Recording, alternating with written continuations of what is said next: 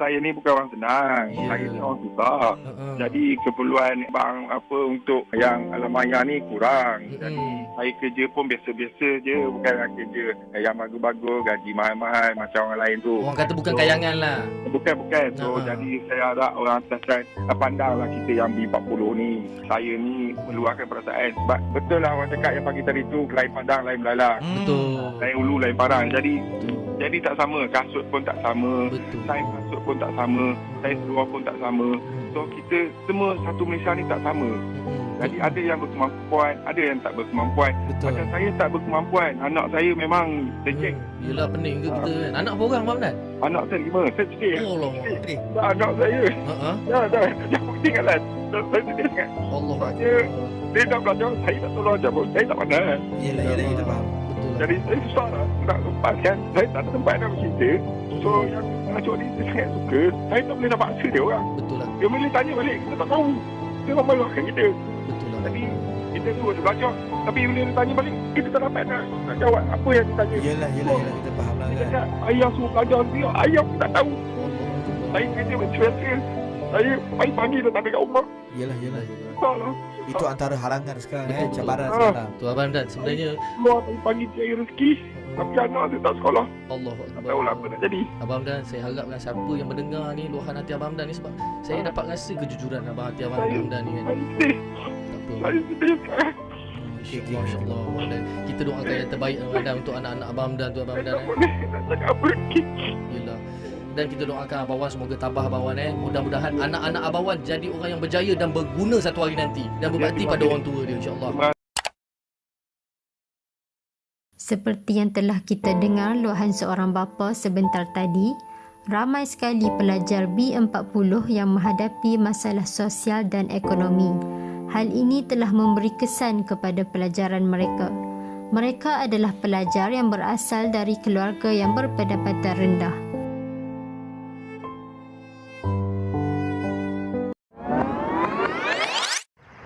Assalamualaikum. Namaku Wan Nur Bazlin, pelajar tahun 4 Ilmu Pendidikan. Aku merupakan bakal seorang guru. Assalamualaikum, namaku Syuhada, pelajar Pusat Pengajian Ilmu Pendidikan tahun 2 dan aku ialah bakal seorang guru. Saudara semua, nama saya Limi Hang, pelajar Ilmu Pendidikan tahun 3 dan aku bakal seorang guru. Ini adalah sebuah kedudukan usahaku untuk membantu golongan pelajar B40. Aku akan berusaha untuk membuat kelas tuition percuma kepada pelajar B40.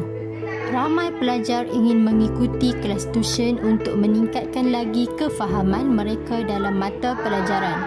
Namun begitu, terdapat segelintir pelajar yang keluarganya tidak mampu membayar tuition sehingga menyebabkan mereka terus tergelincir.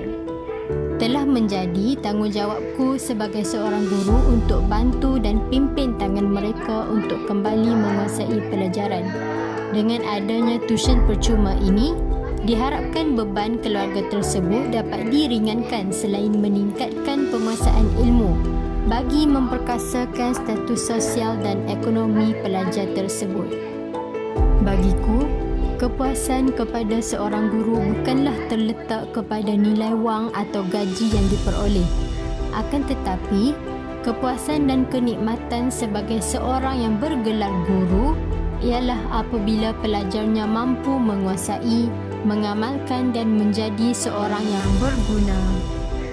Bukan itu sahaja, aku juga akan selitkan motivasi dan kata-kata semangat belajar sepanjang proses pengajaran. Motivasi ialah proses mengarahkan, membangkitkan kesedaran diri dan mengekalkan tingkah laku seorang pelajar agar mereka giat berusaha untuk mencapai kejayaan. Kata-kata semangat belajar juga penting untuk meningkatkan semula semangat pelajar, lebih-lebih lagi jika mereka berada dalam keadaan yang tertekan. Masih ku ingat ketika aku masih belajar di sekolah dahulu. Ada saatnya aku hampir menyerah kerana masalah yang menimpa. Namun sehingga kini, aku kembali bersemangat di saat teringatkan kata-kata seorang guruku. Tiada apa yang dapat mengubah nasib seseorang melainkan dengan ilmu. Sekiranya ingin berjaya dan ingin membantu keluarga, tuntutlah ilmu dengan bersungguh-sungguh supaya jalan untuk mencari pekerjaan menjadi lebih mudah. InsyaAllah, tiada usaha yang akan mengkhianati hasil. Terima kasih guruku. Terdapat sesetengah pelajar B40 tidak hadir ke sekolah kerana mempunyai kekangan daripada segi kewangan dan ada di antara mereka tidak sedar akan kepentingan pendidikan bagi menjamin masa hadapan. Aku berhasrat untuk mewujudkan sistem mentor-menti antara guru dan pelajar, di mana guru sebagai mentor manakala pelajar sebagai menti. Melalui cara ini, guru dapat mengenal pelajar di bawah jagaannya dengan lebih mendalam dan cakna akan keadaan mereka. Para mentor atau guru perlu mengambil tahu dan cakna serta fikirkan bagaimana keadaan keluarga mereka, apa bantuan yang diperlukan, bagaimana cara untuk membantu. Kutipan sumbangan boleh didapatkan bagi mengurangkan bebanan pelajar dan memudahkan mereka mendapatkan bantuan tersebut seperti zakat dan yayasan bagi meneruskan pelajaran. Melalui sistem ini juga guru dapat mengenal pasti potensi yang ada pada diri pelajar tersebut, seterusnya membantu mengasah potensi mereka. Sebagai contoh, jika pelajar minat untuk bersukan, mentorlah insan pertama yang perlu menyokong mereka untuk menjalani latihan dan berusaha menjadi yang terbaik. Setiap guru ada kemampuan dan kekangan tersendiri. Guru yang mempunyai kewangan yang lebih boleh menyumbangkan belanja, manakala guru yang kurang berkemampuan dalam kewangan tetap dapat membantu melalui usaha untuk mendidik dan mengasah diri pelajar. Yang penting adalah memberi harapan kepada generasi muda untuk berusaha bagi mengubah nasib hidup mereka kepada kehidupan yang lebih baik.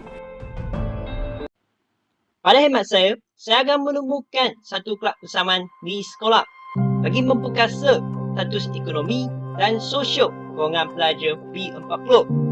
Penurunan kelab ini adalah untuk memperkenalkan konsep keusahawanan kepada pelajar sekolah sejak bangku sekolah. Hal ini dapat memupuk minat pelajar untuk melibatkan diri dalam bidang keusahawanan pada masa hadapan.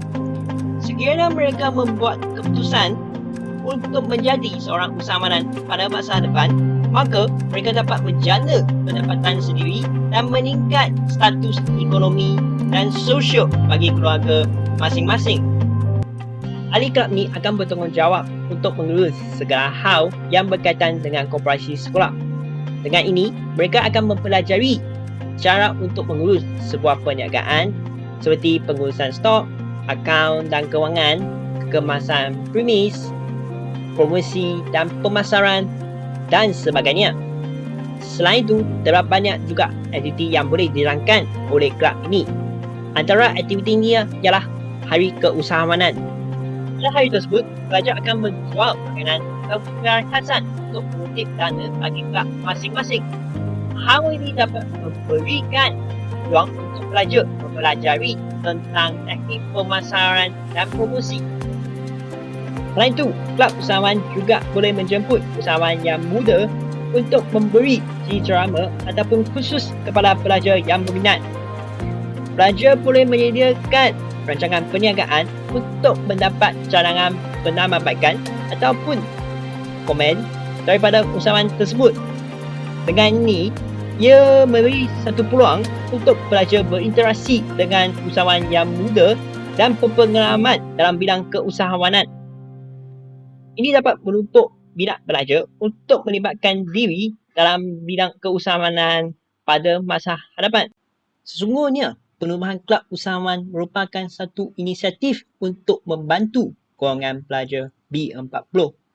Sejak konklusinya, kami sebagai bakal pendidik harus mengambil cakna tentang status ekonomi dan sosial golongan pelajar B40 dan bersedia untuk menyuruhkan bantuan kepada mereka yang mengalami kesusahan.